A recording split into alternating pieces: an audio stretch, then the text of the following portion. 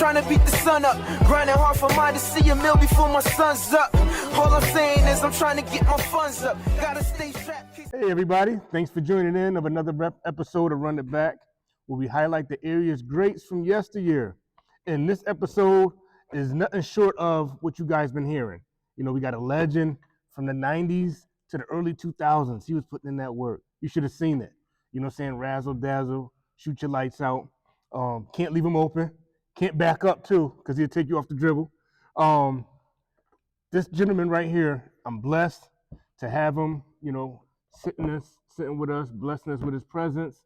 And we want to hear his story on, you know, what adversity he was faced with to push him to be as great as he was at that level and beyond. So ladies and gentlemen, without further ado, none other than Mr. Mike Wilson, one of the greats from the greater Waterbury area, because he's representing Naugatuck today. Say less, man. I appreciate you. How you doing, baby? Well, man. How are you, man? Good. Yeah, Thank you, man. Thank you for having me, man. I've been following from afar for a long time. Man. Thank you. Happy to connect, bro. Happy to connect. So for my listeners, man, how did it start for you, man? How did you get involved in sports or even basketball? Was that always a thing, or? Yeah, I mean, basketball was a little later. I liked soccer, to be honest with you, when I was younger at first. That was like my first love. I played a lot of soccer and stuff like that. And then not really too much organized until like maybe, I don't know, 6th grade or so is when I started really getting organized with sports and stuff like that. You know, and other than that, just running around the street. Just running around? Like, the rest of us, you know. Yeah, 6th grade is kind of when I finally started getting into organized sports. And, you know, basketball wasn't even, I probably didn't get nice at basketball till maybe like 8th grade, I think, is when I started. 8th grade? 8th grade is when I felt like I was, wow. Like I was like, I'm pretty, you're pretty good at this. Yeah, right. You know, 6th, 7th grade, I had one of my boys actually the other day, he sent me some because my son's playing little pal basketball in Naugatuck. They do little pal at the YMCA. My son is going back and he's playing for the same thing I played for. Yeah. And one of my boys was hitting me with some articles of 6th grade hoops and stuff like that. Okay. He asked me if I remember some crazy loss. And I was looking at the box scores, and the box scores had me in there for like 3 points and 6 points and stuff. Damn, I stunk, bro. Right. So I guess it was a good place, a humble pie, a little something. Right. Humble beginnings. You know, right? 100%. Wow. Now, were you playing? Did you start playing soccer organized at that point? Yeah, you know, right. You know, 5th, 6th grade is when my mom started introducing everything to us. It's like, you know, we didn't have, you know, we had a lot.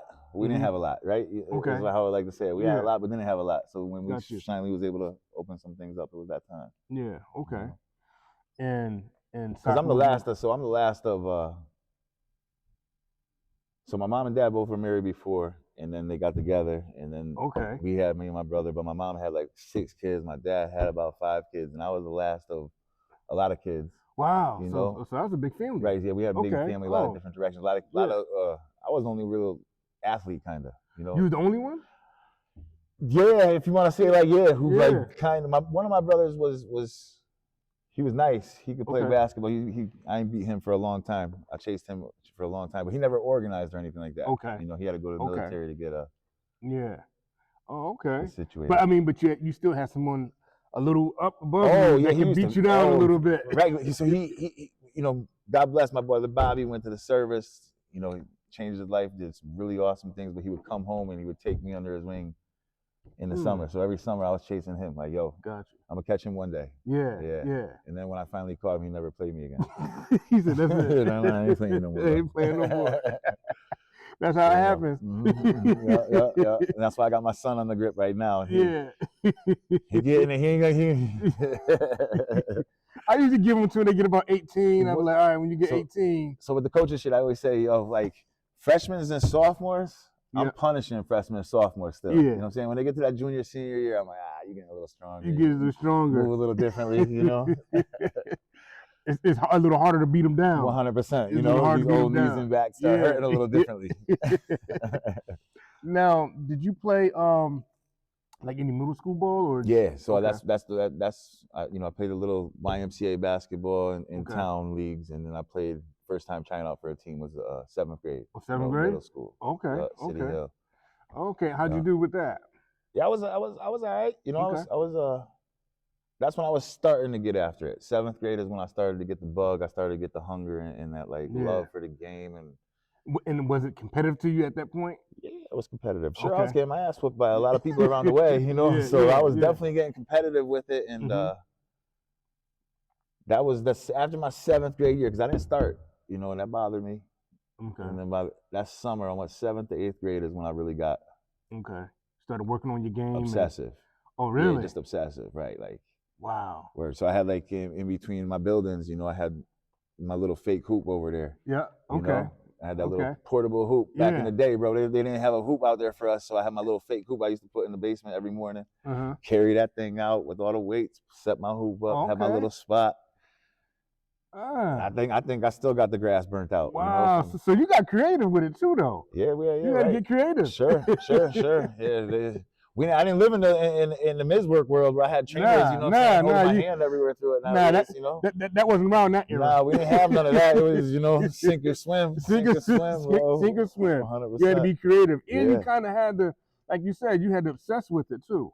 Oh, you had to obsess with it. That's the you know, a lot of people think that you get nice at basketball just because you was born with it. That's one of the things that pisses me off more than anything in the world when someone tell you, "Oh, you lucky you're nice at this," or "You lucky." You got to work at that. There wasn't no luck in this, bro. There wasn't no luck in this. It was a lot of hours, a lot of sacrifice, a lot of pain. They figure it's luck because they don't see the hours that you're logging in. They see the pay. Yeah. Like you had 25 and but you didn't see they didn't see all those other hours where you was missing. You had to perfect it to you. Yeah, the tears, you know, your money, the late night and struggling. You know, the questioning your confidence and absolutely. You know, the pain absolutely is not for everyone. I like to say.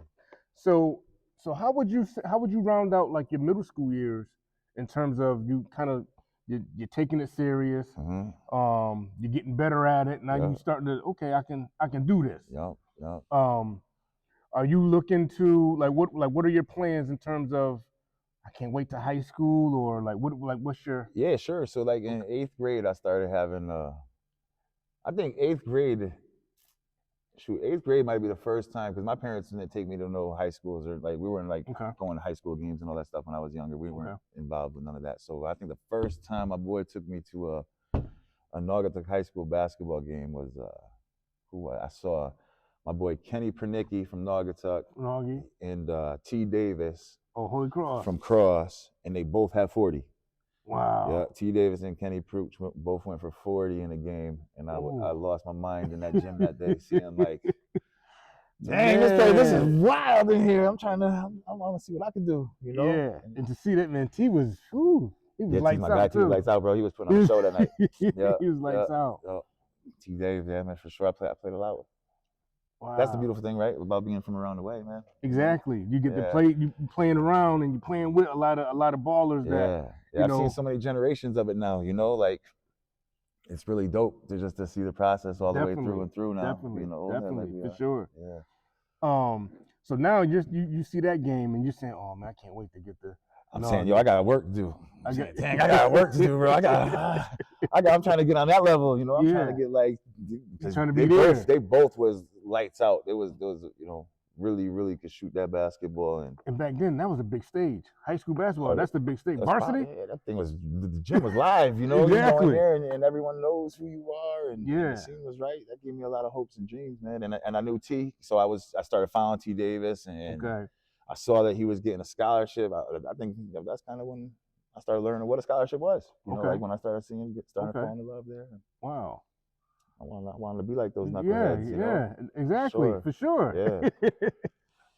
So now you go to Naugatuck. Now, as you're setting your sights for high school, do you have any foreseen expectations placed on yourself, or? So like, you know, 8th grade year, I started to get nice, and we won the league. I think that year for middle school. Okay. I started getting approached by, you know, like Sacred Hearts and a couple other people was talking my name a little bit, and. I really didn't even think I was good enough, to be honest with you. I didn't think I wasn't confident in myself in that manner, you know. So I'm going to Naugatuck right with my people and staying local, you know. And I didn't think I was gonna. Coach asked me to play in my 8th grade summer. He asked me to play in the summer league with the high school team. Oh, so wait, so you bef- putting in work then? Yeah, you so put in work eighth grade. Eighth grade, I put in work. Okay. Eighth grade, seventh, Okay. eighth grade is when I made my jump. Eighth grade, I started really, you know what I'm saying, knocking some things down. Yeah. You know, Okay. I played in like the little men's league around the way. Mm-hmm. So I have 55. I had 55 one time in the eighth grade. I remember in this older high school league, you know, so everyone started going crazy. 55. Yeah, I had 55. The double, I had a double The nickel right when Mike came back. That was right when Mike came back. Yes. Remember Mike came back? We got the double nickel. So I thought I was doing like a 55 like that around there. And wow. So I started jumping a little bit, you know, and I played with the high school team in the summer league. Okay. Okay. And Naugatuck at that time wasn't really a basketball power, I want to say, you know, not at all. You know, we were kind of in between a football school and yeah. So I got an opportunity as a young kid. Okay. I was able to cash in a little bit, you know. Wow, so you was able to you number one, you get invited coming out of your eighth grade year to play with the high school. Yeah. So now that's getting your feet wet early. Yep. 100. You know? 100. And I think I had some good games, you know. I don't like to say it, but I had some good games as an eighth grader in that summer league. And now, was there anybody that you had to play up to, or that you like? All right, I'm watching that spot, or I'm just coming in. I was just trying to keep my head down, man. I wasn't trying to get caught in that you know, because I had a lot of you know, when you're good at a young age, so people are always, you know.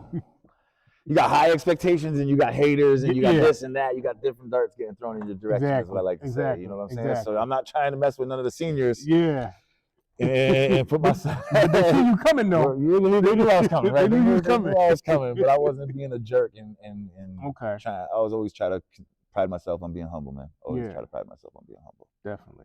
100%. Definitely. So now you do fairly well with the high schoolers. Yeah. What does that do with your confidence though? After the summer, I'm like, yo, I'm starting. I'm starting. You know what I'm saying? Like, I'm chasing it right now. There should be a good chance. You know, I remember saying it to some of the little freshman people and stuff in class. Like, I'm trying to start varsity. And they would look at me like, you're bugging, bro. There's no way you're starting varsity. And I remember that first game, like, yeah, I told y'all. Wow, so you come in starting off the gate. Yeah, I started out the gate. Wow. Yeah, so I was fortunate. So I got to stack some numbers, bro. I got to stack some numbers because I was able to play a lot of games early. You know? Wow, that's good though. I mean, think about it. You know, so I always like to say it. You know, situations and timing is everything, word. You know, so that means everything. You know, so I was fortunate that we were struggling at Naugatuck at the time, so I was able to jump in. You know, if I went to shoot. You know, if I was playing Kennedy or if I was at Crosby or if I was at, you know, Cross my freshman year, I probably wasn't starting. Okay. You know, that's the facts of the matter. I don't think I would have been starting at one of those. I would have got minutes. Yeah. But I wouldn't have been starting. Okay. You know I think my situation blessed me to be able to jump in. Yeah, now that's good. Considering that you're a late bloomer because you really started playing for real, 7th grade. Yeah, and 2 years later, you starting varsity as a freshman. Yup. I mean, I played when I was younger. Don't get me wrong. I played basketball, but I never. Right. You know. You dove in. I dove in. That's when you dove in. I think I got an MVP award or something at some. We played some all-star game. It was dope back in the day. We played in some all-star game, right? And I did well at an all-star game in 8th grade, and they gave me 2 free weeks at Poconos Invitational. What? Word, yeah. I won 2 free weeks. That's how I went to my first camp. I got an MVP. I went to Poconos for 2 free weeks. Wow, and that Poconos camp was a good camp back then. It was really good camp. You know what I'm saying? So I got my eyes opened up the right way, kind of early at that. Oh. Wow. You know? Wow. So you're getting a lot of exposure basketball wise. Before I hit the scene, kind of. Yeah. Right. Before I hit the scene, I was able to see it and have like have humility first and fourmost. You know what I'm saying? So everyone who's telling me I'm the next coming of Jesus and going to the league as a freshman, you know, they mess a lot of us up telling me, you know. So I had that reality in place also. Definitely. You know. Now, what was, you know, going to like the Poconos camp? Did you have like an eye opener moment where you was like, wow, these kids is like, they can ball, or even, you know, when you some of the instructors, like, you know, they teach you some things like, well, Mm. okay, I could use that. You know what I mean? You get some of them gyms at some of them camps like that, and you bring that back. 100%. Especially if you ain't there with nobody else, you just there.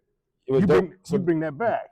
When I went there, your camera is like similar to what they had. So that was like the first time in my life it was a shooting spot, right? Okay. So the guy took the little camera out. Yeah. And you shoot 5. I think we shot 5 free throws, 5 right side, 5 left side, and 5 threes. Okay. And he took those 20 shots and he analyzed it for me. You know, and then you go home from camp and they gave you the VHS. And like, what you got to work on. Boom. Here's what it was. Here's what we want you to do. So Poconos was on at that time they were on oh yeah, that's a different level. A whole different way. I mean, it's 30 years. Yeah. You know, people wasn't even thinking like that. So it's almost like, here's the thing, people are starting to get on that now, really. Right? You know, like they were analyzing data and showing it to me. That was the first time I was able to, first time I ever saw myself on camera, like, you know, seeing, oh shoot, dang, that thing is ugly. You're right, bro. I just got to tighten it up a little bit here, you know? Wow, but it gave you something to work on. Sure. You know? Sure. It gave me a program. It gave me a regiment. And that's what I mean where I started becoming obsessive. Yeah. You know, where I started, like, bro, I put hours and hours and hours and hours and hours and hours. And you know, you got the information, and I tell people, getting the right information in real time. Yeah. You got that right information on what you need to work on now. Right. So I had good practice habits. That's what my college coach used to say to me a lot of times. You were fundamentally sound at it, you know, so I was able to have good practice habits. Yeah. To stay in the lab with every day.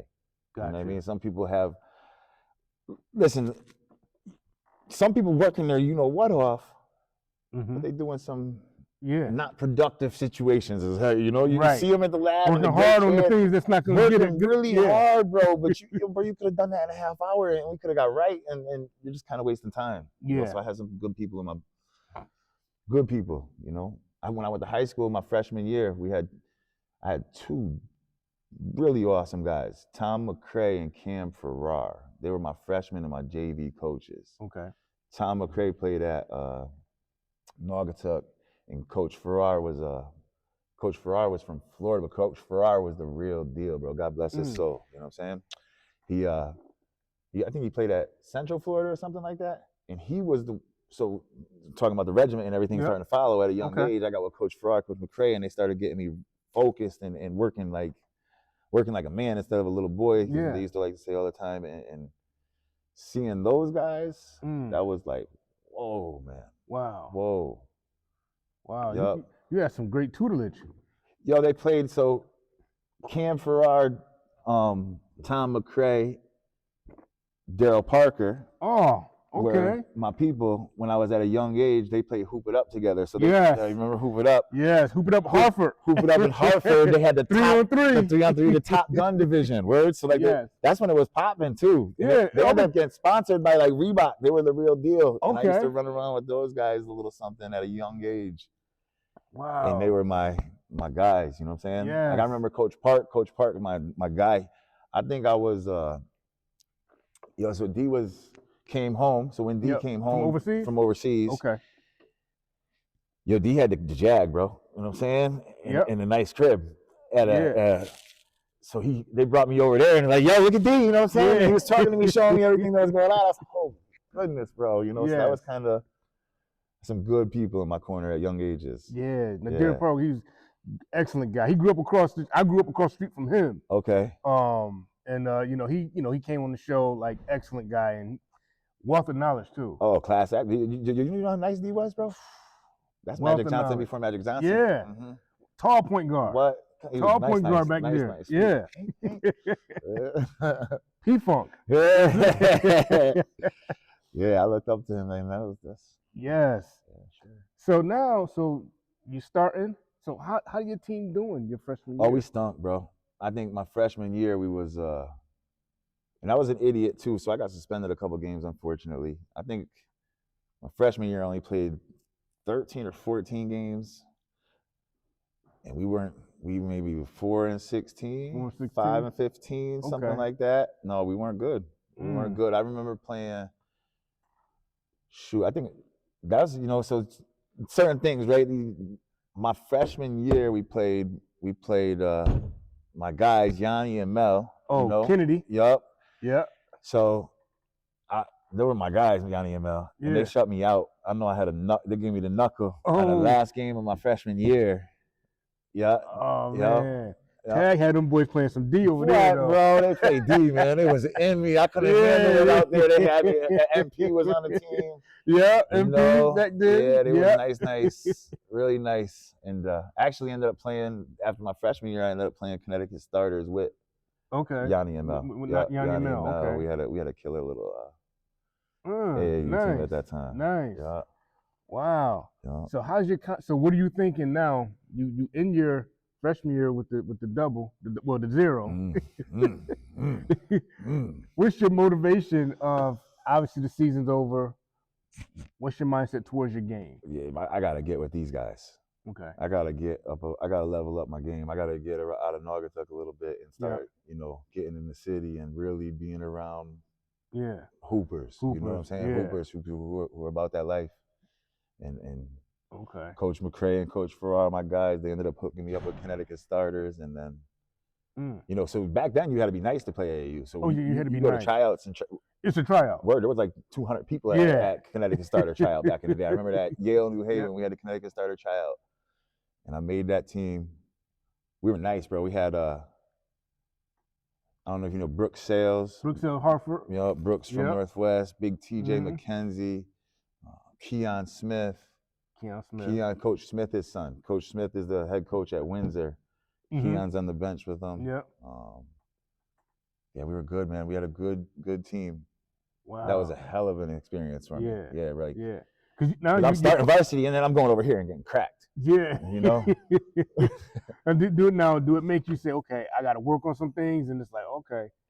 How do you feel confident-wise playing with the different levels? Do you, like, after you finish playing with them, do you feel like, okay, I'm ready now? Yeah, I mean, so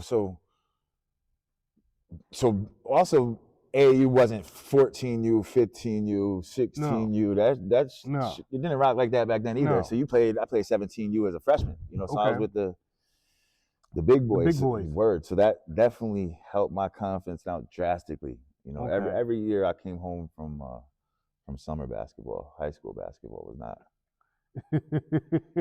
Nah, that wasn't the same level at all. Okay. It was light.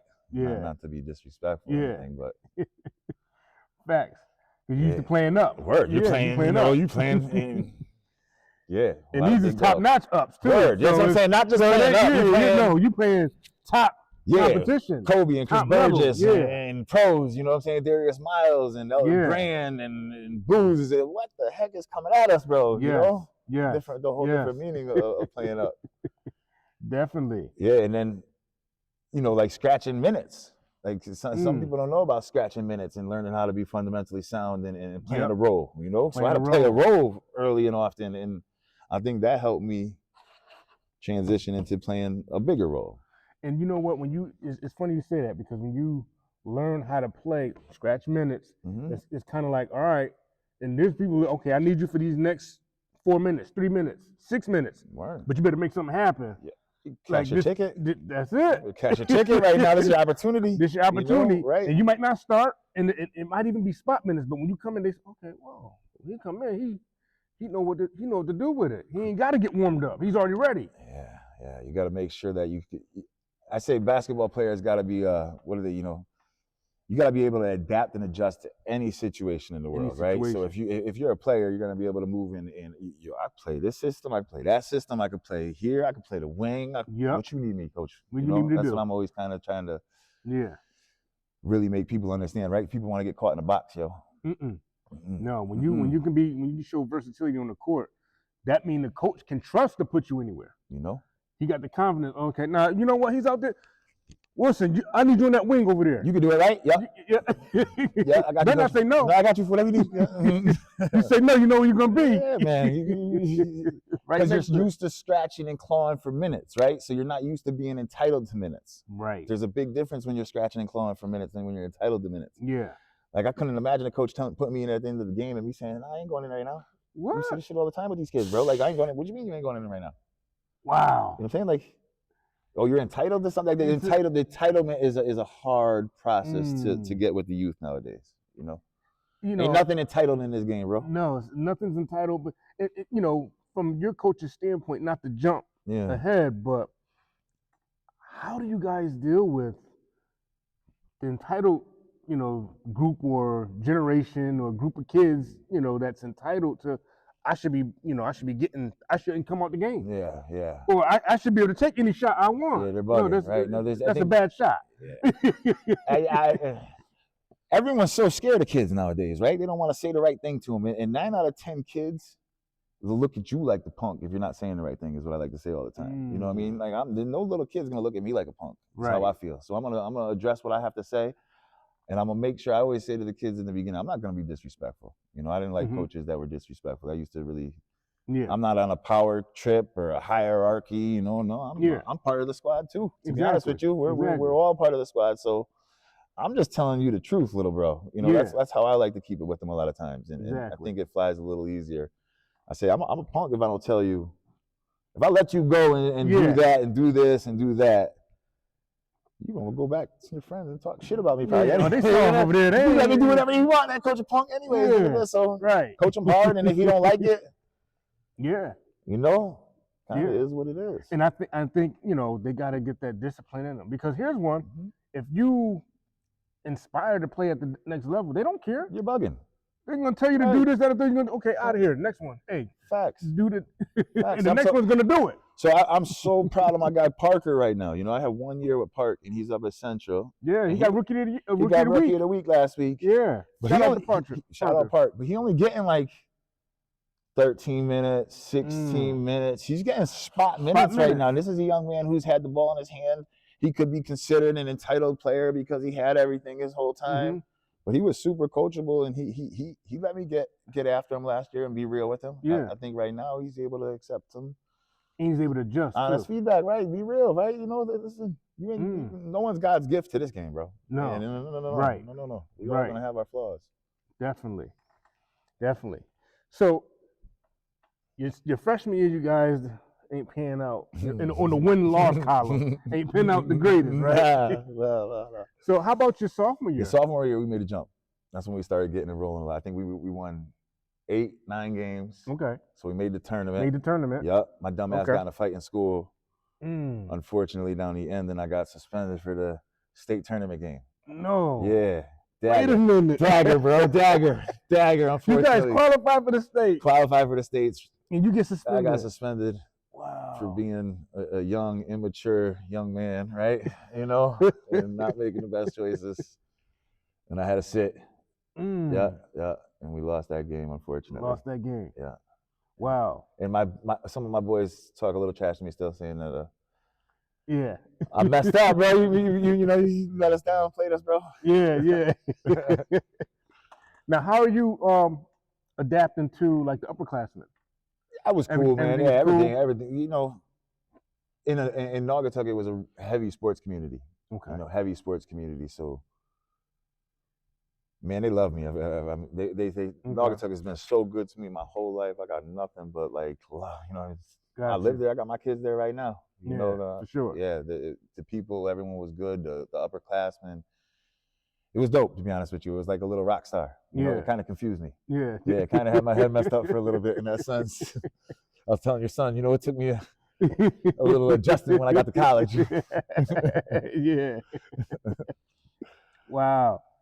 So you guys make a jump. Yep, you know, qualify for the state. That's a good jump, though. Big jump. You know, big jump for us from coming from where we were there, and then. And so you ended early. But you know, you got the summer to look forward to. And that's when I started messing with got my man Wayne Simone. Okay. You know what I'm saying? That's when I went to Wayne and everything, and whew. Wow. You know what I'm saying? So you get a lot of exposure from that. Yeah, I mean, shit, I got lifelong friend, mentor. You know, I look at Wayne as a father, man. I got the utmost respect and love for that man. If people talk trash about Wayne, they're not with me. They don't really know where his heart is at. Yeah. Wayne could be a rich man in this world, bro. He could have cashed a lot of tickets around here, but he took care of so many of us, so many of us. So many. And still does. You know, if I got to holler at somebody right now, yo, Wayne, what up, bro? I need you to holler. Yeah. Call somebody. You still know somebody? And he still could. Wow. Yeah, I think 2 years ago I called for him to. I need a JUCO. Okay. Wayne called the JUCO. No tape. No nothing. Yeah, I got him. I'll take him. If Wayne's calling, I'll take him. You know. Wow. Yeah. And that's how it was. Don't let people lie to stories. If Wayne called for you, you was good because of Wayne. You know. Yeah. Right. Yeah. Some people went, and I got a lot of love from my people from around the way, but some people went higher because my boy Wayne shouted them out, bro. Yeah, I believe that. That's facts. You know what I'm saying? That's the system wanted to get played up. You know, they wanted to get in Wayne's pocket. Yeah, definitely. You know, he was definitely someone that can, you know, take you, if nothing else, take you out of here. For sure. If nothing else, he can take you out of here. He get you out of here. I seen Wayne cuss out, shoot. Big East coaches. You know what I'm saying? Wow. Yeah. Wow. Giving them the business. Wow. Yeah, he's a great guy. Yeah. He's a great guy, man. He's got the kids' interest at heart. I know that for a fact. Definitely. So you go over to Wayne, you know, start messing there a little bit, and yeah, that's when it becomes a blur. I feel like, you know, because that's when it just becomes like I'm able to remember. I feel like more of my freshman, but when I went with Wayne, we was on the move, bro. Okay. You know what I'm saying? Okay. We was. All right. It was moving so fast. Yeah, we was moving so fast, right? Now, Jersey, New York, Vegas, now, you Maryland, still able to DC. work on your game? Sure, yeah, man. Okay. Yeah, you know what is interesting to me? Because now it's like a workout day and age. Okay. Right? Everything's a workout day and age. Yeah. And I say I didn't have my first individual workout until I went to college. So you went to college? Word. So my first individual workout was when I went to college. Mm-hmm. So when I worked on my game, I played. You played. You know what I'm saying? So did I shoot when I was by myself? For sure. But I never went and like did dribbling drills through the cones or the stuff like that or anything like that. You played. I played basketball. You logged the minutes on the court. Right, I played 100%. 100%. Okay. So I came home. Yeah. Did I work on my game? Yeah. Us working on our game was like, yo, where's the run at today? We're going to go to the park, right? Yeah. And catch it outside. That was working on the game. Catch it outside. Look, if you got a move in your head, you're going to try. I'm going to try this move. 100%. If I saw something out in AAU, I was going back to the park. I'm going to try this. Yeah, I'm going to catch somebody with it, you know? For sure. Now, so you get your you get your summer work in. Now coming back, your junior year, what's your expectations now? Yeah, that's because now you're seeing. Junior year, I was trying to win it. Team getting better. Yeah, we were nice. Yeah, we was nice. We was chasing it at that time. Okay, we was on the scene for sure. There was because the city's stacked too. Yeah, people are gonna have to run. Yeah, shit. Don't get me started. My junior year, we got robbed, bro. My junior year, we lost to MBLs. Where we lost to Crosby. With Dom. Oh, we went 1-1 with Dom too, and we slapped them by like 20 at home. And I missed the buzzer beater. So we split with Crosby that year, and they won the state championship too, bro. They won the MBL championship and the state championship. Him and Boo. Deanie. Yeah, him and Deanie were over there, Kels. Yeah. And we had no MBL tournament back then, bro. Oh, okay, so what was it, just the regular season? Regular season? Yeah, it was regular season, and we lost. I think they went 17-3. We went 16-4. She gonna bring some scars up, bro. We lost to Ansonia late in the year. We were up like 20. That was it, Terrence Washington? T. Wash. Oh man. T. Wash was over there. They came back and clipped us. We went 16-4. They went 17-3. We split with them during the year. They came to our court late in the year. Okay. So we lost to them early, Crosby. Yo, I missed the buzzer beater at Crosby, bro. That thing rolled around the rim like 5 times. Rolled around and rolled out. Fell out on me. And then we played them at our gym, and we got the better of them that night. Got the better of them. Yeah, we got the better of them that night. We beat them by like 20-something in our gym. Okay. And they won the NBL in the States. Yeah. So.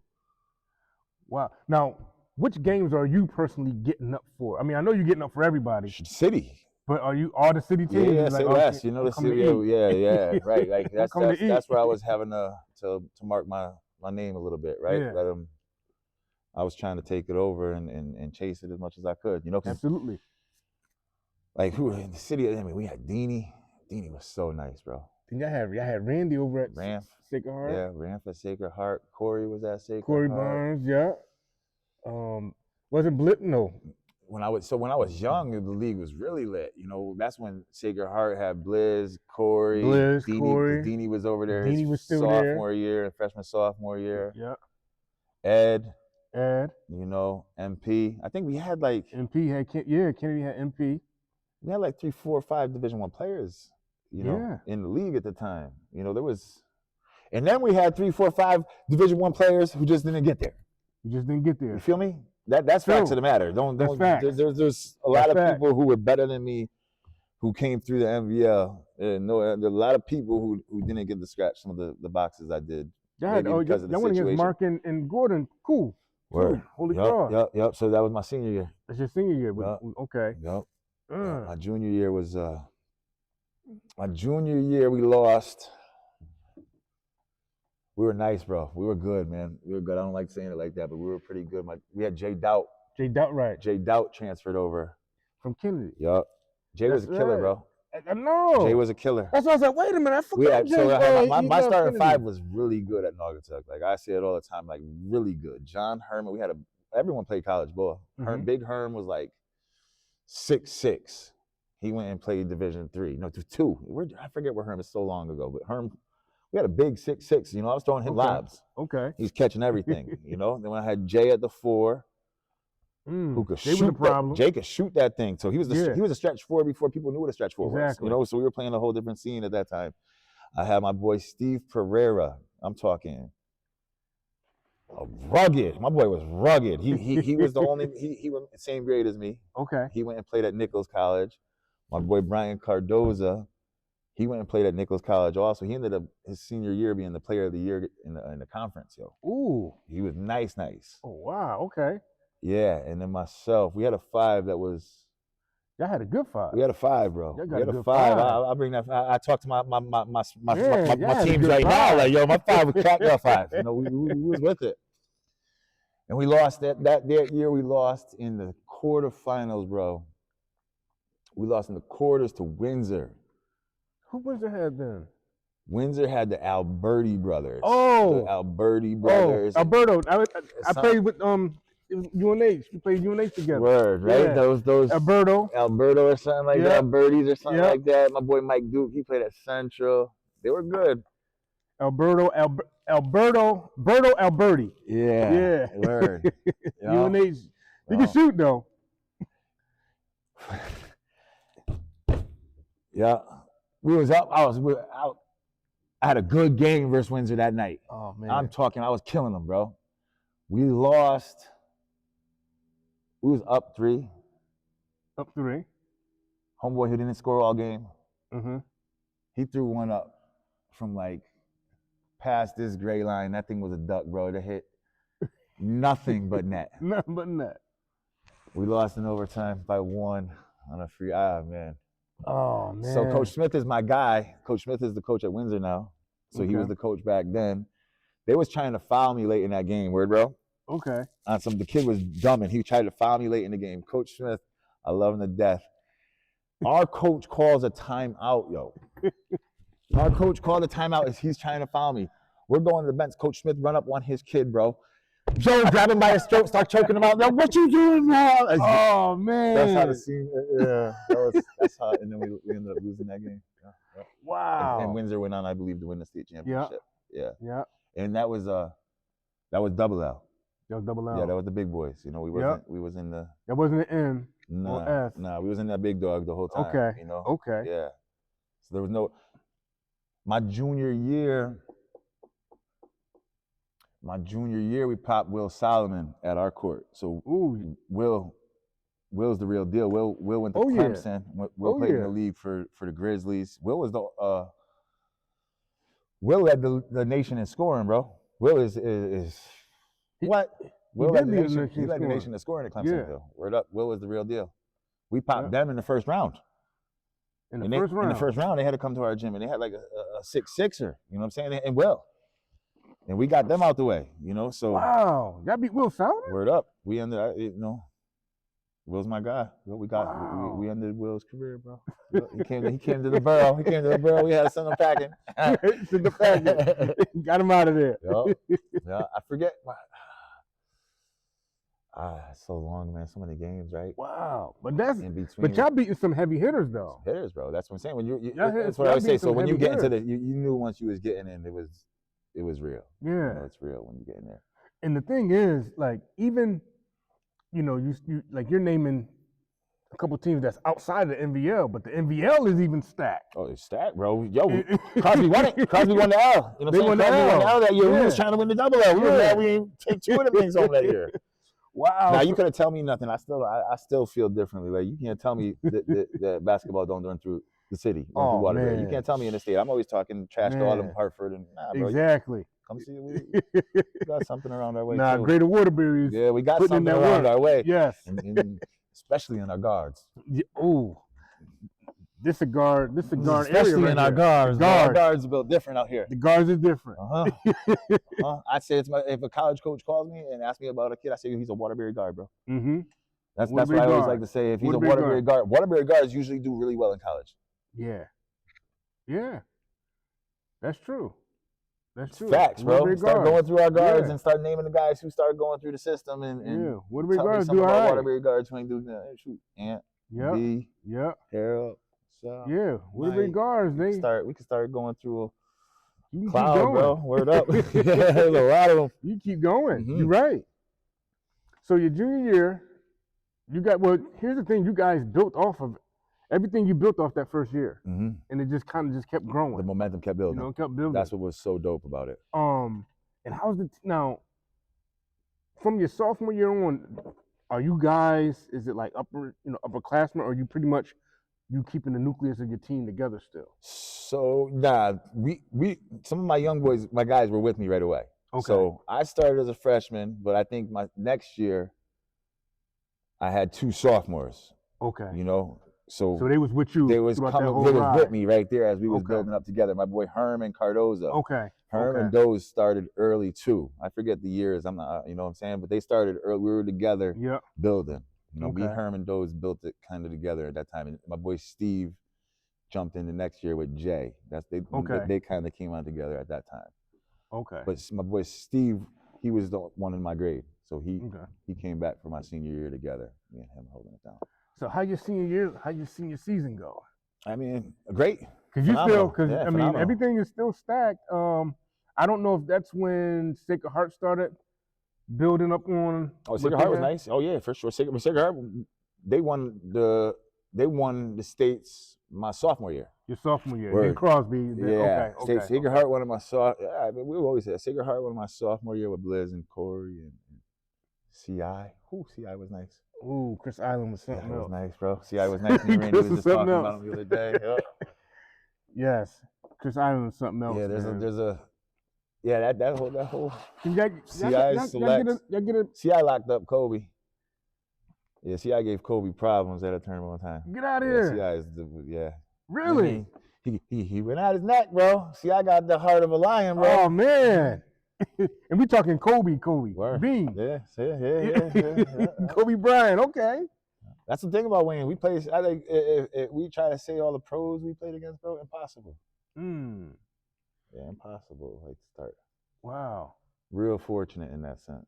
Definitely. Real fortunate in that Definitely. sense to see a lot of different things.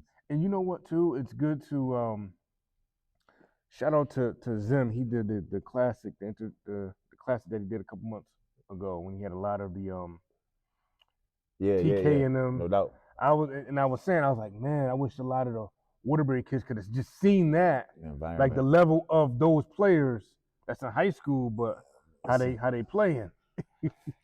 I always like to say there's levels for everything, right? Mhm. There's a lot of different levels, you know. Don't skip them though. No. Right? That's what I like to say too. A lot of people like to skip the levels nowadays and think that they're gonna get to this level without going through the process. You got to go through the process. To make you got to sure see. You got to see what's out there. Yeah. That's where I get confused with the entitlement, with the you know, let make them go through the process to get to certain steps to understand. Yes. You ain't shit. Right? Yeah, because sometimes you got to, and sometimes it's an eye opener because you might think what you're doing works, and you see something else like, oh, that ain't shit. You know what I mean? Oh, I'm really good. You know what I mean? It can go both ways. So you can get that measuring stick, right? You can go both ways, you know. But it's seeing that level of talent. Like when you guys in those AAU, seeing Kobe, seeing, you know, seeing people like that, you're like, whoa, bro. I got work, got a lot of work, and it gives you reality, I think, you know. So when you're from a small area like us in Waterbury, a lot of our guys have that. You know, I'm being a counselor now. I get to see different perceptions and angles of things I like to say, and the pressure is confusing. Yes, you know. So many of our guys from around the way get unnecessary pressure put onto their plates because everyone's telling them how good they are and that they're gonna do this and they're gonna do that, and then it's just not fair to the kids, bro. No.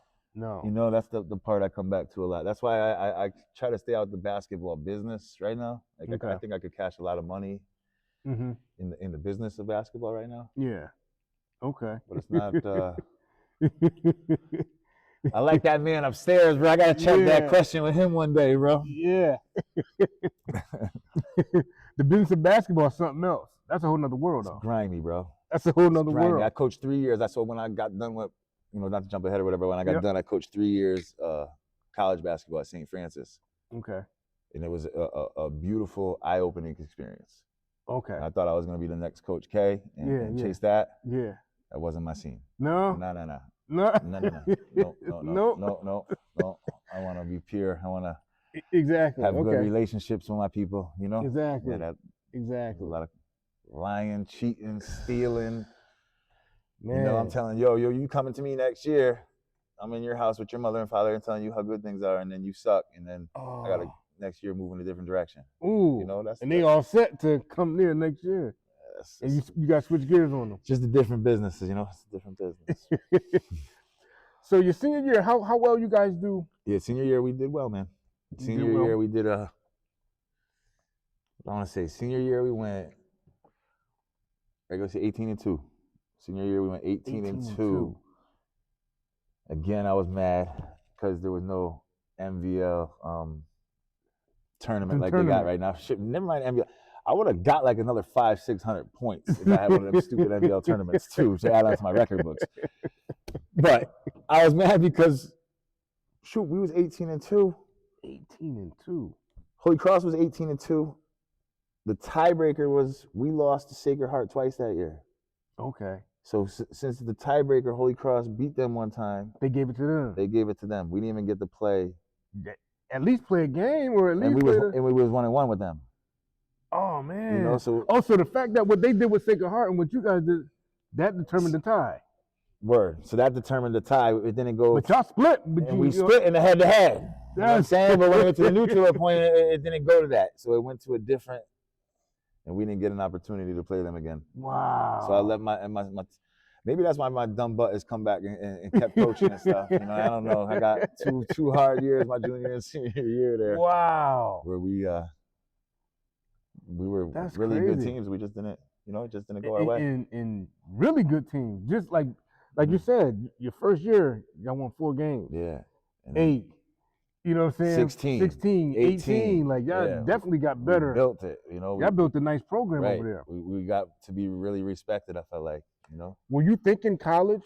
At what point did you start thinking where you want to, you know, see yourself the next year? Yeah, so I was when did I get my first letter I got was my freshman year. So my freshman year I went to Starters. Starters? Where so I was playing on Starters. I went on, I think we went to Colorado. We went to Colorado and Las Vegas for some tournaments out there. Okay.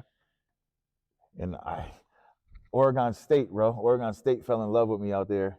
Wow. And they started recruiting me my freshman year. So that's when I was like, what? You know, coach called me down. Yo, we got a letter for you. Yeah. I thought I won the lotto that day, you know. I remember running back up the study hall like, yo, got my first letter. Yeah. You know, I was ecstatic, bro. You know, and that's when I was like, okay. And then, you know, college basketball is a copycat world sometimes. So I got 1, I got 2, I got 100. Yeah. You know, and then Yep, they just they started kept coming coming. in different Kept directions coming. for sure. You know, and that was my Wow. freshman year, so there was obviously no level established yet. You know, Right. they were just thinking that I could play a little bit. Yeah, we got our eyes start on throwing things at you. You know, no offers or anything crazy like that, but just, you know, the recruiting started up. Yeah. And then, you know, junior year. So after my junior year, it picked up. It was on fire, right? That's when it was. It was really. Yeah. It was different back then, man. You know, so. They called your house. Yeah. You know, they call the guidance counselor's office during the middle of the day. I get guidance counselor's office. Call the house. 100%. Yeah. So you're taking. You got mail. Yeah. And then you're trying to be a high school kid, and you're trying to run around, you know, do things, and yeah.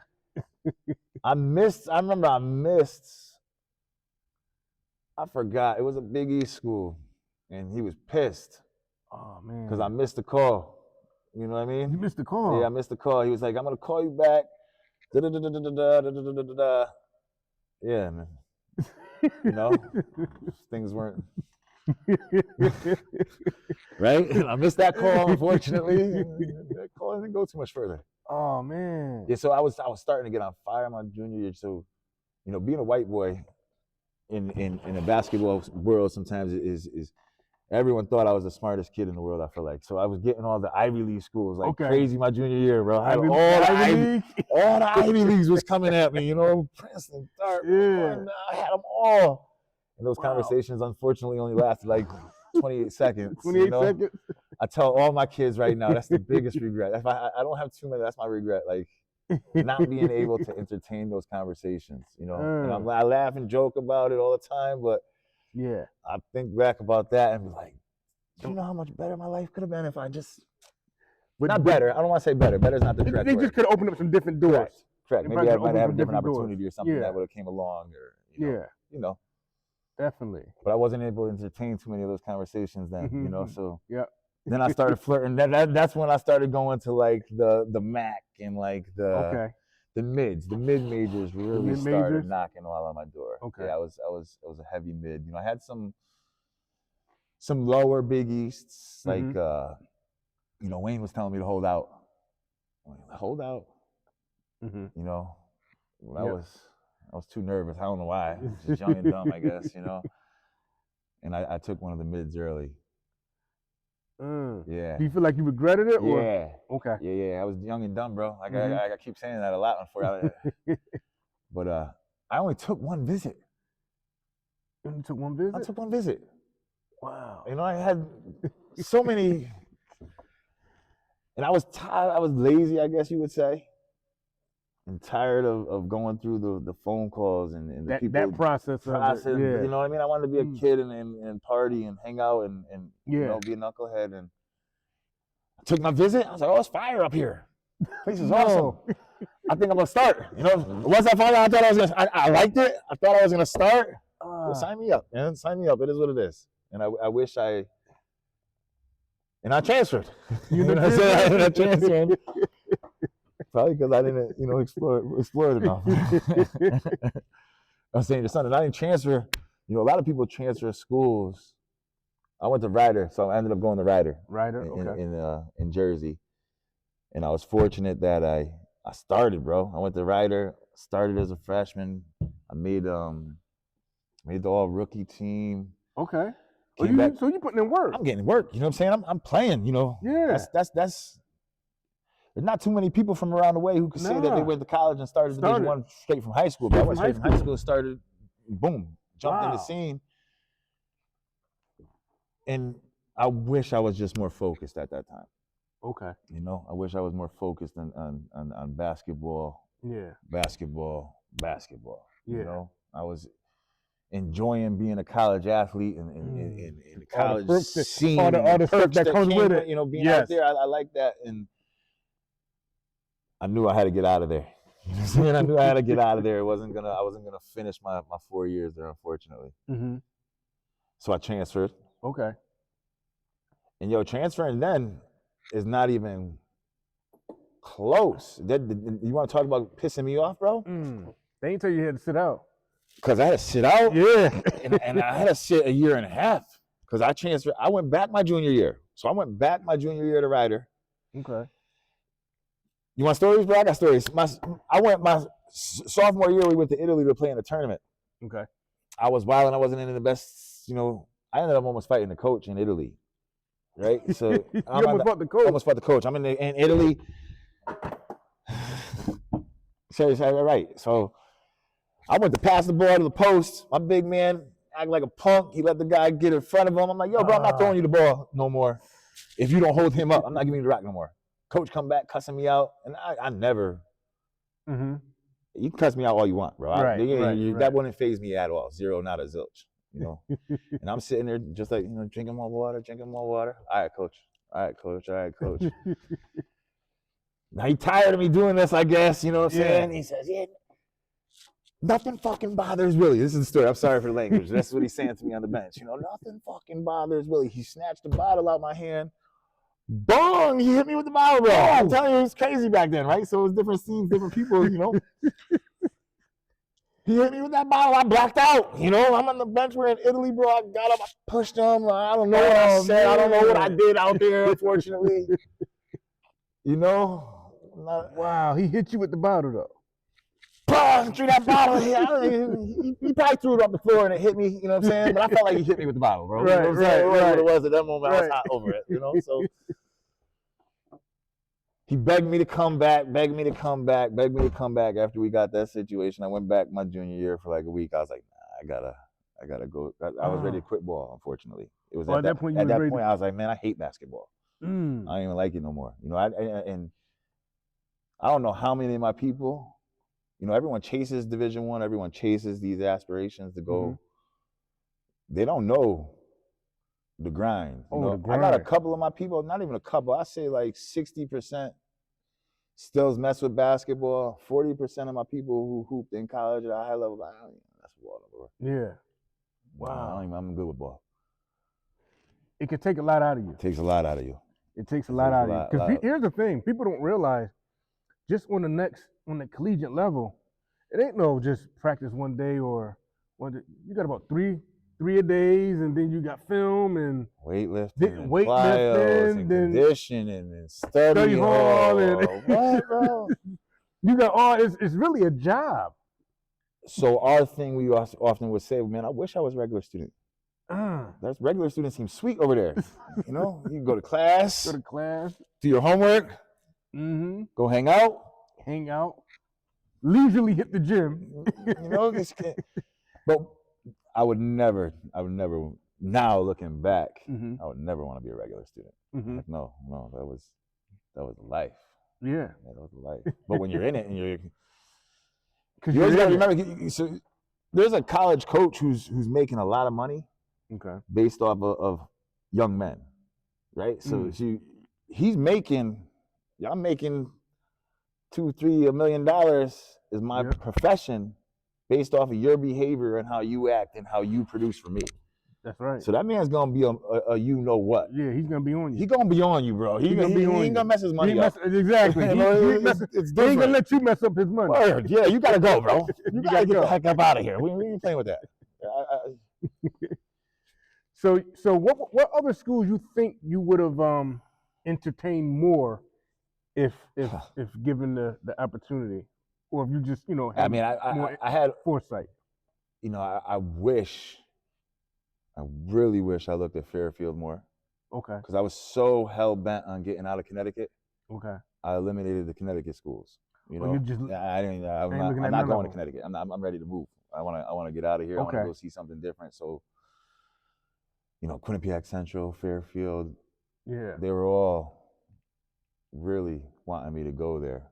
And I think about those a lot now because of the path that I've kind of come across with the coaching and everything. Gotcha. So haven't I've been really fortunate with my relationships and the people that I've come across in that sense. So I wish I had built some relationships at a Connecticut school just to kind of make it better while I'm home now. I think about that a little bit. It could have generated a hub for you. Feel me? I think about that a little bit in that sense. Okay. But I should have gone on visits. So I had a visit for Fordham I should have gone on. I had a visit for Central Florida. Central Florida, UCF, South Florida. South Florida. Because they was all just kind of blowing up a little bit at that time. Yeah. Central Florida, South Florida offered me. Ooh, and the weather out there too. And I didn't visit, bro. You know what it was? Central Florida and South Florida. Because I was a realist, bro. I wasn't one of those. Like I said, I was humble. I felt like I was. I'm trying to make my son have way more confidence than I had, so you can hopefully see. Right. You might be able to open one of those doors up a little bit. You know. So I didn't think I could play at Central Florida. I didn't think I could play at South Florida. I didn't think I was gonna. That was stupid of me, unfortunately. I wish I didn't think that way at that time. Right. I know I could have. Yeah. I definitely could have played at those schools. Oh yeah. Yeah. Especially after you start playing those. Because you sometimes you match up big games. You be in these conferences and you see things. You're like, yeah, we played Notre Dame, we played Seton Hall, I played St. John's. You know what I'm saying? And were they better than me as freshmen? For sure. Could I have been at that level? I think I could have. Yeah. You know what I mean? Possibly scratched the box at one of them. You know? Definitely. But then again, I think after that I went and got no regrets tatted on my chest, bro. No regrets? Like, yeah, 100% to make sure my soul feel all right. Right. Wow. So now, did you finish? So I did 2 at Rider. You did 2 years at Rider. Yup, 2 years at Rider. My two good years, and then I went to St. Francis in Brooklyn. So I went from the MAC to the Northeast Conference. Now that's what I was saying. Transferring wasn't the same, bro. No, man. I would have got a bag right now. Yeah. Oh yeah. I would have got a bag, bro. That's what it hurts my heart seeing this. Like, how they getting paid? So first and foremost, I would have possibly caught something because I started in the MAC, right? So I was a MAC starter. They saying MAC starter is getting like 75 racks right now. 75. That's what they're saying. Like, if you're a MAC starter, you're right around 75 is what I keep hearing. Wow. And then if you transfer, like, so I was started for 2 years in the MAC, and then I was transferring. I was looked at like the plague, bro. Like, coach was talking, to every people in the sun, trying not to let me go. Wow. Because they didn't want you to transfer. Like, the coaches' fraternity at that time, they wouldn't, you know what I'm saying? So you were looked at as an outcast. Okay. Now everyone transfers. Everybody you put your name in the portal, bro. Put your name in the portal. And you get. So I had like Iona. Iona was all over me. Fairfield was all over me. But if you transferred in the conference, your coach had to sign off on it. If he didn't sign off on it, you had to sit 2 years. You got to sit 2 years? Word. So you had to sit 2 years. So I was like, I don't like school like that. I'm not that focused academically to sit here and say I'm gonna go. That's not my. I thought I was gonna go chase some money. If you sit 2 years, do it save you 2 years? So I would have still had my eligibility. I could have came back and played the 2 on the backside, but I wasn't trying to do 2 more years of school. Right. I'm trying to get this done and over with. So Wayne Simone again, you know what I'm saying? Wayne Simone, call me up. Wayne Simone, St. Francis didn't even have a scholarship when I was transferring. Wow. So I was like, Wayne, I'm not going to school. Yeah. You know what I'm saying? Coming back home, bro. Whatever. I was like young and dumb. Yeah. Yeah. Like, whatever, I don't even need this. I'll come back home and start working. Screw college. That's how I was feeling at that moment. So you was fed up. I was like, whatever, bro. I'll come back home and get some of this money, whatever. I don't need no guy yelling at me going crazy. Wayne was like, you're bugging, I went and worked with Wayne at Charlie Weber basketball tournament in Maryland. So Wayne used to run. Charlie Weber is a basketball guy from Maryland. They ran tournaments together. Wayne used to make money off them tournaments, bro. Wow. Wayne used to make bread off them things. He was making money off. Wayne was making it. Yeah, so he was down there with the Charlie, and they were running the tournament together. Okay. Came back from the tournament. Wayne gave me like, I don't know, 52, 5,300. Okay. Cash money from the tournament. Here, go pay for college, bro. Go pay for college. Yeah, go. You're not staying home, bro. Go up to school. They'll give you your scholarship the next 2 years. Wow. Go up there, bro. Really? Yeah. That's my man, 50 grand. Wow. For sure. Now that's dope right there. No doubt. And I know I'm not the only one. Yeah. I know that. For sure. I know that. For sure. A lot of people he looked out and made sure that Yeah, Wayne Simone's line was the cops. Like, I'm looking for the same kids as the cops because I want to keep them off the streets, bro. Yeah. You know what I mean? Exactly. That one resonated with me a lot because he was on it. Keep them off the streets. He wanted to keep us off the streets and put us in the right direction. And keep them away from them. you feel me? Keep them away from them. Keep them away from Keep them. them away from the cops. I'm looking for the same kids. I just don't want to be with you. Exactly. Right? You know, that was kind of the plug when we were younger. Now, how was your time there? St. Francis? Yeah. Awesome. Awesome. Awesome. Awesome. So I played for my guy, Ron Gagnon. Ron Gagnon was assistant coach for under Tarkanian at UNLV. Okay. When UNLV won with Larry Johnson, Yeah, and Stacey Augmon, Stacey Augmon. So he was under the same system. So I went under the Running Rebels. We was under Running Rebels. We Get pressed, that going and go. We pressed 40 minutes. We pressed the whole time. We pressed 40 minutes. 10. We led the nation in 3-point attempts before the time. So he was early on it, man. He was early on it. We played a stretch 4 in college at that time. Like, it was funny. High school had a stretch 4. In college, we played a 6'4" kid at the 4, bro. 6'4" at the 4? At that level? At that level, because we played 90 feet. Okay. And we put 5 out. You know what I'm saying? Okay. He was a 5 out, 90 feet, stretch 4. He was on it before. He had to be athletic. Okay. Yeah. Okay. Stretch 4 who could play well above the rim. Yeah, Don't get me wrong, you know what I'm saying? He was super athlete. Okay. But he could do a little bit of everything at that spot because I think it was he liked that Stacey Augmon build, you know, that stretch kind of that. It was awesome though. Coach Gagnon was my guy. He saved my love for basketball, bro. Word up, you know. Okay. He was my guy. All we did was hoop, you know, hoop, run. Like, conditioning wasn't your, you know, at Ryder, our conditioning was very intense and plyos and weights, and it was good. I'm not gonna. It was a style, right? That's what I like to say. It was a style that worked for a lot of people. You know what I'm saying? But his style that worked for a lot of people, I embraced more. You know, we hooped a lot. We ran. Yeah. We lifted and stuff like that. You know, but he was more concentrating on this. Okay. Which was more my language. The conditioning to up and down. We running. You're going to condition because you're going to guard. I'm going to guard you 90 feet, and that's going to be your conditioning today. And that's what we're doing all day. Word. So we got 3 hours. Our practice is for 3.5 hours, and you're going to guard. Man, you know what I'm saying? Man to man, 90 feet, and really get after it. So that's kind of how I've tried to, you know. That style right there, though. It's awesome. Man. You can respect it because all he said, yo, play D, shoot what you want. Play D and shoot what you want. Word. So I was like, all right. Yeah. All right. So if I'm playing D, you're telling me I can shoot whatever I want? Got you. I'm gonna play D. I'm gonna figure out. That's where I finally learned to play defense. You know. Okay. Finally, I didn't. Wow. My freshman, sophomore year in college, defense was a struggle.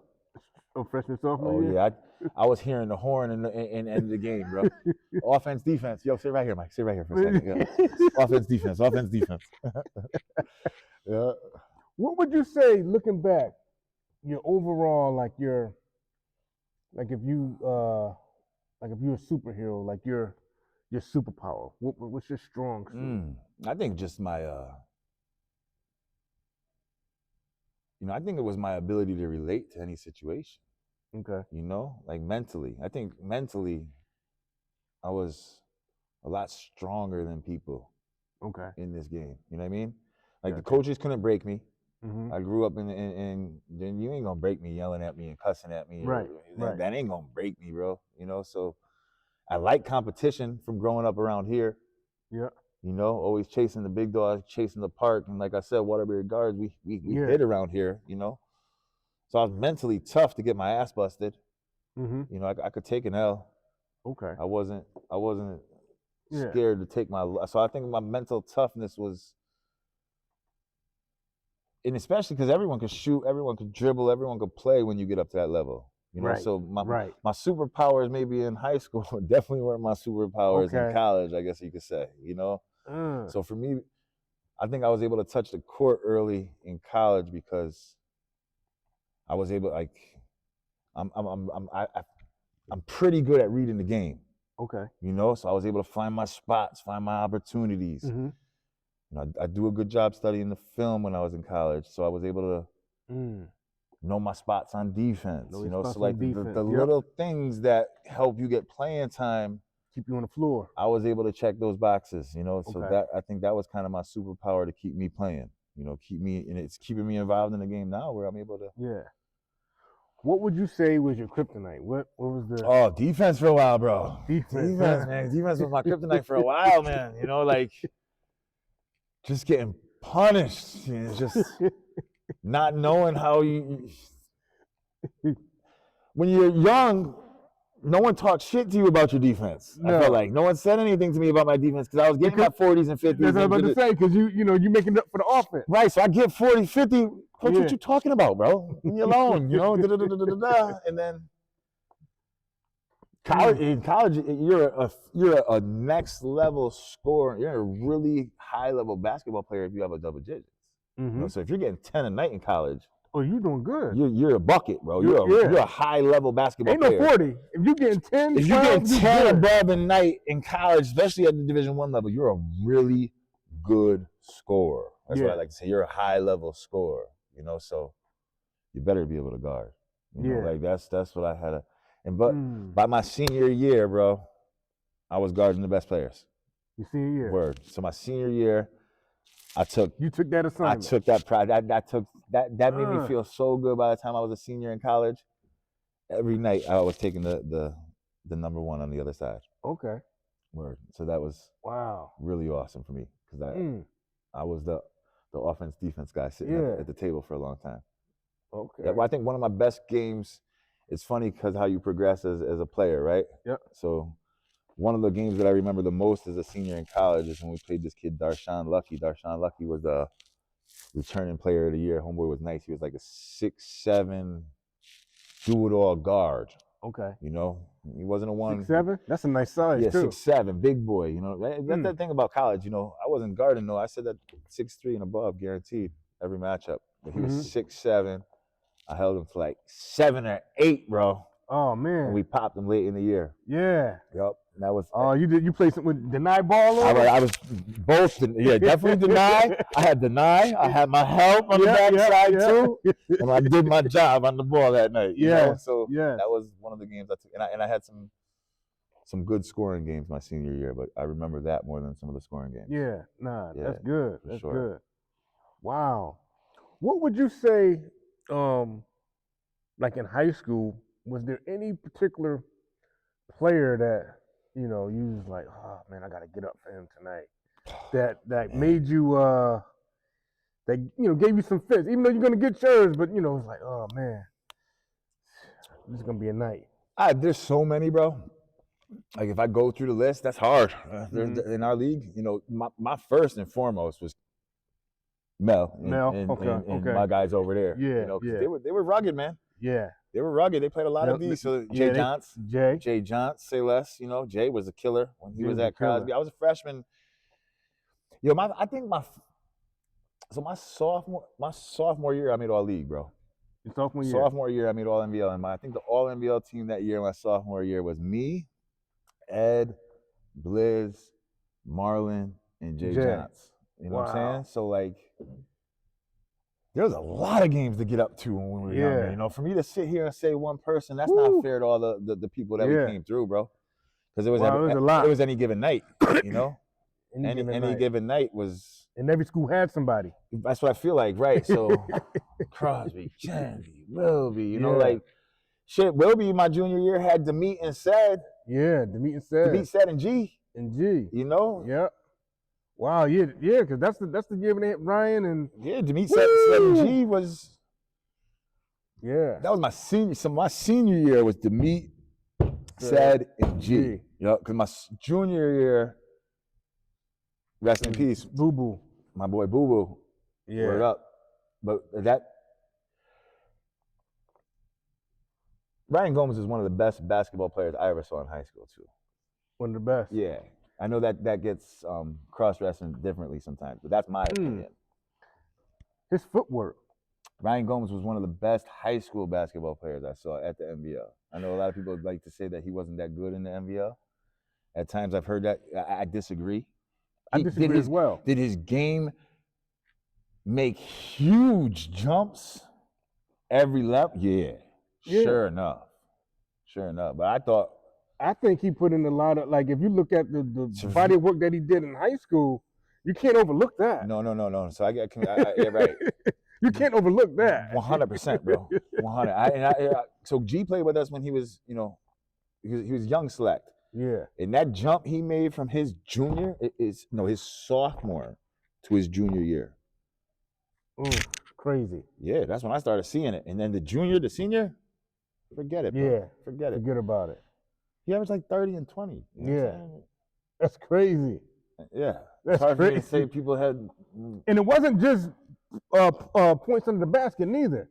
He stretched a little bit at that time. But he was a rebounding machine. Mm-hmm. He was a rebounding machine. That's when he was catching his little baby tip dunks and stuff like that. Yeah. We had a lot of talent in that league, man. A lot of talent. And so my college coach, my boy from Ryder, my college coach who came and recruited me at Ryder, would say, because they came and saw me play against Wilby? Wilby, word. Oh, so he came and saw Demeet and Gomes and everyone at that game. Yeah. And he would. I tell Demeet all the time, like, yo, Meet, my coach talked about you forever, bro. Really? He loved Demeet, bro. Demeet was a problem, boy. Problem. He was a problem. Problem. Like, I think he was telling me that he had like 1,000 assists too. I don't know if he had 1,000 assists, but he did what he wanted out that thing. He did what he wanted. He did what he wanted. You know what I'm saying? I know that. 1,000 assists is a lot to me. I don't know. That's a lot. But you probably had. Demeet is one of the only people I say I couldn't keep in front for a little bit. Demeet? I couldn't keep him in front. Okay. Not too many people I could. That little boy was shifty, yo. He was shifty and he was powerful shifty, too. Fast, strong. I had a hard time keeping Demeet in front of me. Yeah. That's my guy. I love Meet for sure. His brother D Hall came to Nugget. D Hall. Yeah. Wow. Yeah. Man, so we got this part of our segment. But before I even get there, for you, when did you, after college, how would you rate your overall college experience? Awesome. You had awesome. I think it was great. I think I got to see different experiences, different situations. Yeah. I played. I played, bro. You played. You played from the moment you started. Word. Like, a lot of people go to college, they don't understand that when you go to Division I, there's 13 people with scholarships there. Coach only playing 7 or 8 of y'all. Yeah. So there's gonna be 6 of y'all who got scholarship. He's been telling you to the greatest thing since sliced bread, and you're gonna sit on the bench, bro. Sit on the bench. You know. You played. I played, man, and I take a lot of pride in that. I think I ended up from my career, and I had to sit a bunch of games, but I was close to 1,000 points. My senior year, I averaged I think I was in the teens. Okay. My senior year, I had some offers when I got done. Basketball was good, but college was good to me, man. I got no complaints about it. Now, did you look to further your career, or was you looking to call it a career or transition? It's funny, bro. So my last game of my college career, I got hurt. So I blew my ankle up in the first half, unfortunately. First half? Yeah, man. We were tough. Beginning of the game, too. Beginning of the game early. I blew my ankle up, so I didn't get to finish that game. Crying. I was crying in that back of that locker room, bro. Devastated that I had to end my career that way, Wow. And I was frustrated a little bit because I was, it's brutal on the body, right? You're real demanding and stuff, and I was tired. I had offers though, I had about, so a guy I know from around the way was an agent, my boy Smiley. He had some connects with some overseas people, and he was pushing my name around to some people. Okay. So I had like 3 or 4 offers, I remember. No regrets, baby. I got no regrets on my chest, you know what I'm saying? A lot of thoughts, a lot of different situations that came about, right? So I had like Finland, I had a Sweden offer for like $40,000, Okay. I had 100,000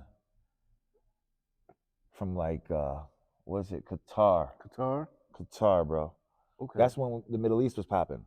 Okay. Yeah. Yeah. And I don't know anything about over in Middle East. Yeah. I'm just thinking the wars and the bombs and Yeah. everything are going on over there, bro. Right. Yeah. Yup. I think about that Qatar one a lot. Wow, and they was offering 100,000. 100. You know, and again, I hate to say it, but it's life's realities. You know what I'm saying? I was a white boy who was good at basketball. You know, and that was the situation, bro. So Right. that helped me in those countries Yeah. where they wanted to bring me over to that situation. And I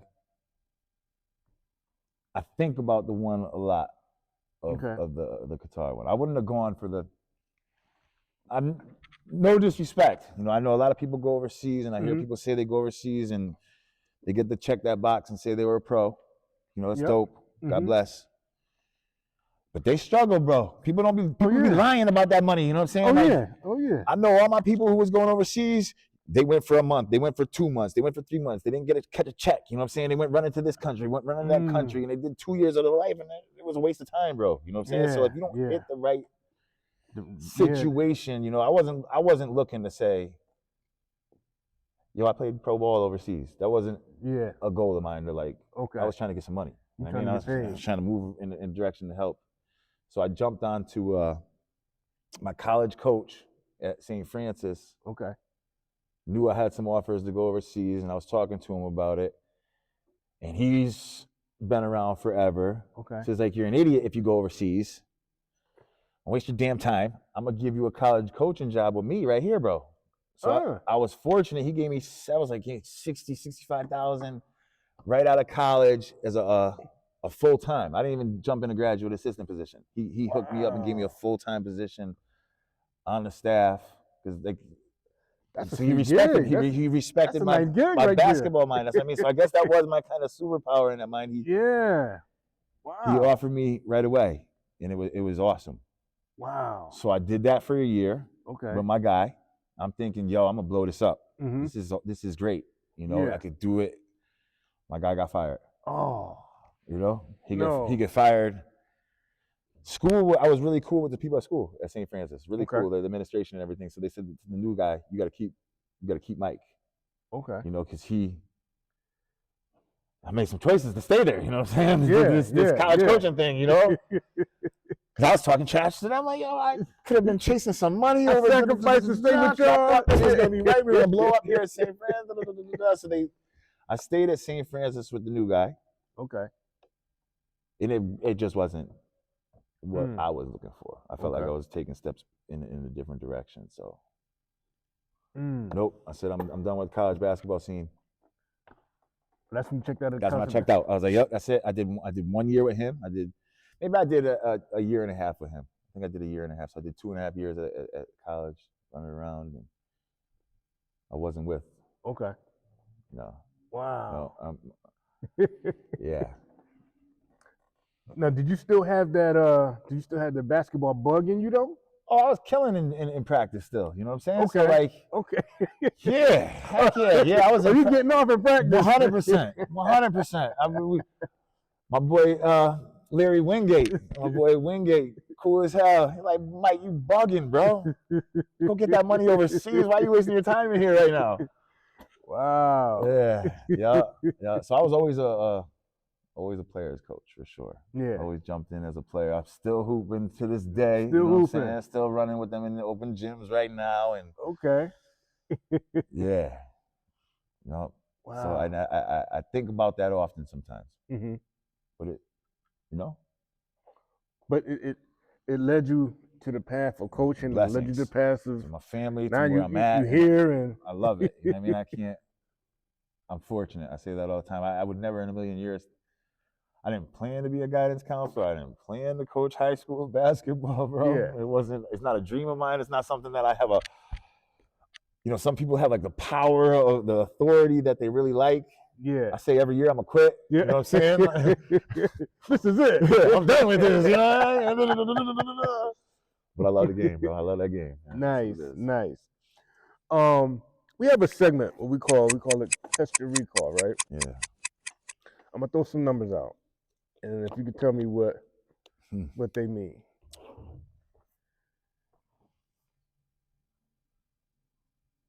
5, 5th, 92, 28, 18.4. Nah, because I'm not good with numbers. 5, 18, 92, 18.4. You said something like that? Yeah. It sounds like an average. I ain't average 18 though. Ever average 18? So, I want to say it was 5 games into your junior season. You was 5th on the list. It was 5 games into the season. You was at 92 points.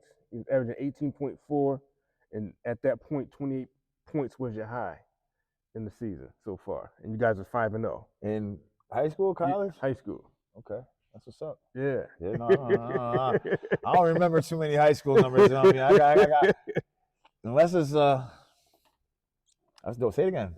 5-0. Yep, you was 5-0. What year was that? 98. My junior year. That sounds right. Yeah, you was 5-0. You was 5th on the scoring list in the city. Yeah. You had 92 points at that point. You was averaging 18.4. Randy was right above you. And got me. And prior to that, 28. At that point, 28 was your high at that point. No idea who that was versus. No way, no way. I don't even remember the losses, bro. As I said, I only remember the losses. You only remember the wins losses. don't stick too solid. Unless there was something wild that happened. Yeah. If you had to like give a message to like some of the kids, and I know you coaching, what are some of the lessons you could tell the kids that's like embarking on this basketball journey, or even the journey of athletics? Yeah, man, be a sponge. You know, be a sponge. Have some humility about the person that you are. You know, be okay with someone telling you that you're wrong, that you're not doing it the right way. I think that's real important to be open to criticism. Absolutely. You know? A lot of times people feel, or I feel like the kids of this generation feel like we're talking down or telling them what to do. Okay. You know, and it's just love, little bro. Yeah, you know, it's just love. It's just love. That's all we're trying to help you get to see the direction. We're telling you this because we love you. Right. 100. Like it's so much easier for me to shut up and let you do what you want. You know, and don't listen to how people say it. Right. Don't listen to how I say it, because I'm probably pissed off when I'm saying it to you. Right. You know. Right. Listen to what I'm saying. That's a big one. Listen to what I'm saying. My mother used to just. You know? Exactly. Right. You grew up the same era we grew up. She said some real stuff to me. But it was out of love. Word up. I appreciate it now, right? Exactly. You know, so I think that's real important with this. Just be a sponge and embrace everything. Embrace it. And what would you say to the parents that have kids that's, you know, on a path of athletics? Yeah, let your kid be coached. Let your kid fail. Let your kid go through some bumps in life. Okay. Don't enable them by letting them not go through the failures. Don't enable them by changing. You know, parents are, and I'm guilty too. It was beautiful having my kids. I think having my kids made me a better coach. Okay. To see, you know, some perspective, I guess you could say, right? So as a parent, we want to protect. We want to make sure no one does. You ain't gonna do that to my baby. You know what I'm saying? Like, yo, you ain't gonna protect my baby, you know? So put your guy with someone you trust. Yep. And let him do that to your baby. Let him you know do what I'm it. saying? Let him give him that tough love. Let him tell him he you know, it's good for the soul. And the kid's gonna respect it. That's what I've always come back to. Like, definitely.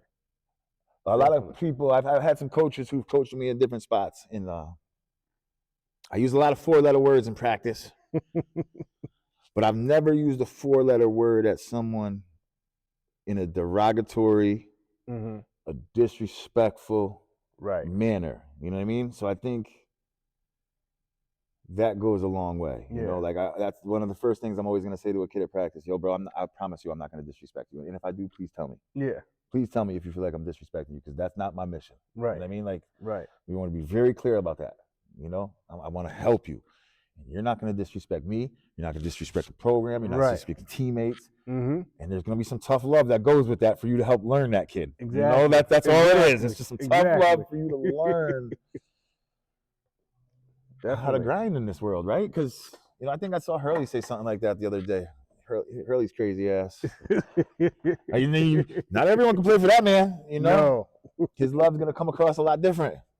It's gonna come across a lot different. Absolutely. You know, so you gotta embrace. Actually, just embrace the positive, right? Absolutely.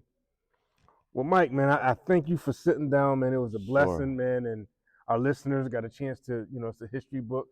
Man, I appreciate you. Your wealth of knowledge, your kids, if your kids is playing ball, he's the guy that you want to talk to.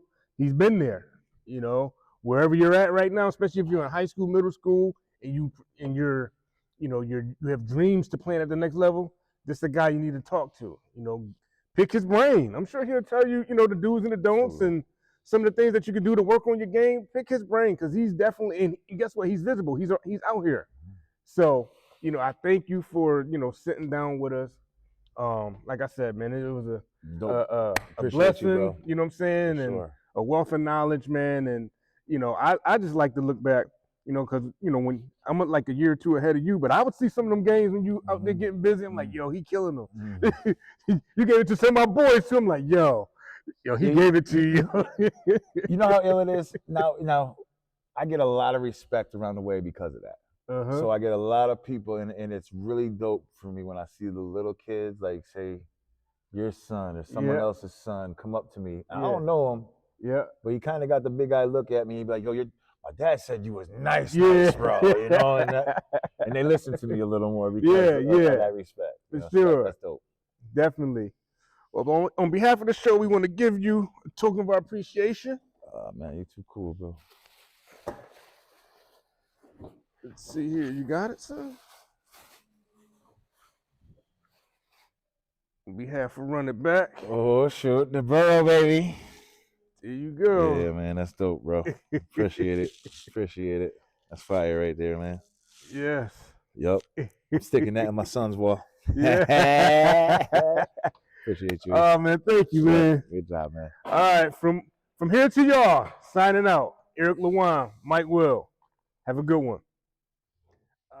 Your favorite show, Run It Back, is leveling up. We will release interviews on a weekly basis, and every Run It Back moment will officially be launched on Spotify. That's right, stream us anywhere, anytime. Make sure you follow Run It Back on Spotify and tap in. This movement is getting bigger, brighter, and bolder, just like the brand. Thank you for the support. Now, let's run it back.